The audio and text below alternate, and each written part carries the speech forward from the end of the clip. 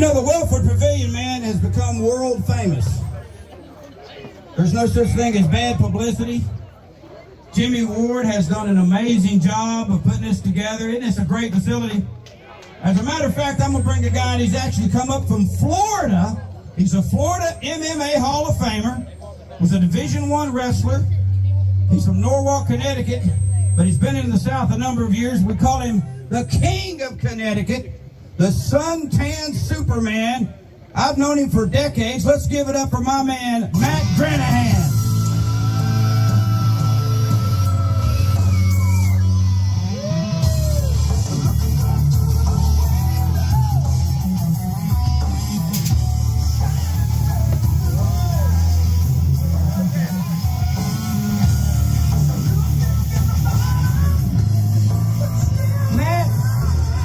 Thank you, brother, for coming up here. You heard about the Welford Pavilion. Man, is this a great facility or what? You know, in order to truly appreciate the Welford Pavilion, you gotta be here live. This place is spectacular. Unreal, man. You're from Norwalk, Connecticut. You've been down in the South for a number of years. You work that tan look, all that stuff. As a matter of fact, you've got a big show coming up in December in Norwalk, correct? That's right. It's a fundraiser for my old wrestling team, the Norwalk Bears. I'm taking on a gentleman named Spiro Papakosmos. Spiro Papakosmos. Okay, anyway, I'm from the South. I can't. Spiro.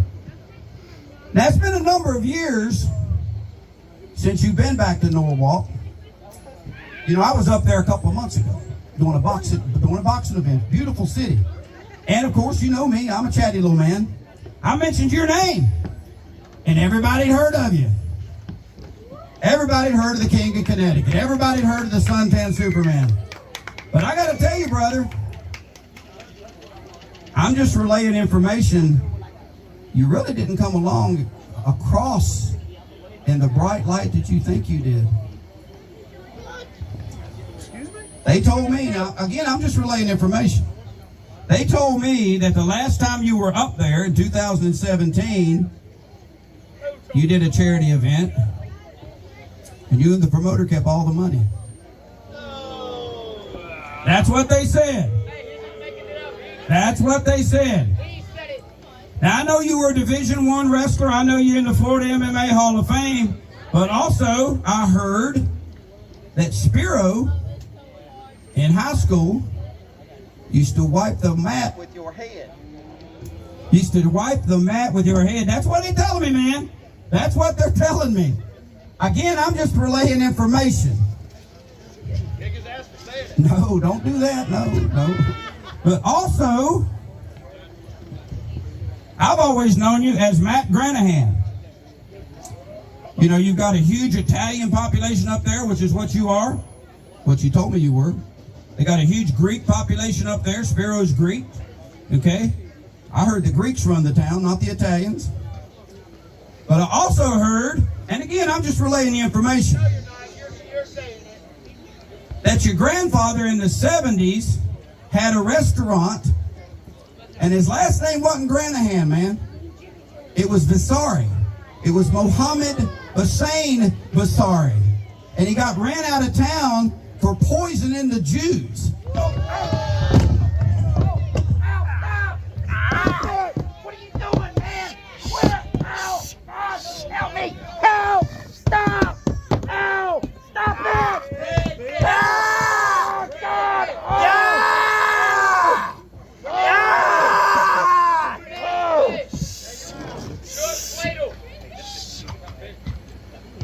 All right, people. I'm going to tell you a story, okay? Story time. It's story time. Get out of here. It's story time, people. Let me put this on.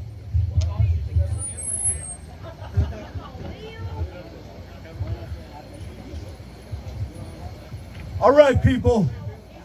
This is a story I was told by an old Jewish lawyer. It's a story about an Arab man in the Middle East. And he was walking through the desert with his tongue hanging out of his mouth. All this man wanted was a bottle of water.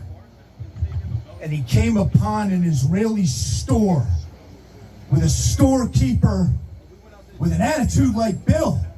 And he opened the door and he said, "Sir, I just want a bottle of water." And the storekeeper said, "We don't sell water, sir. I sell ties, and it's $150 a tie." The Arab man said, "What am I going to do with a $150 tie? I just need water."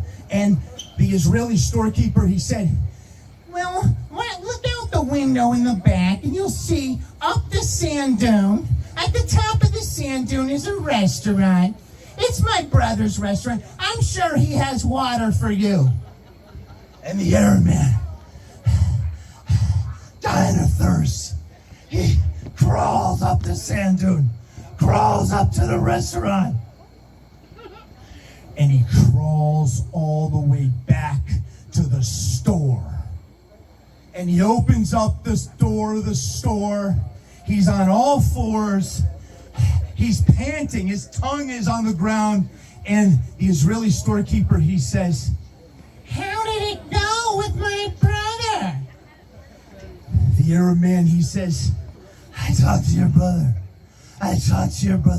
He said he did have water in his restaurant, but then I needed a tie to get in."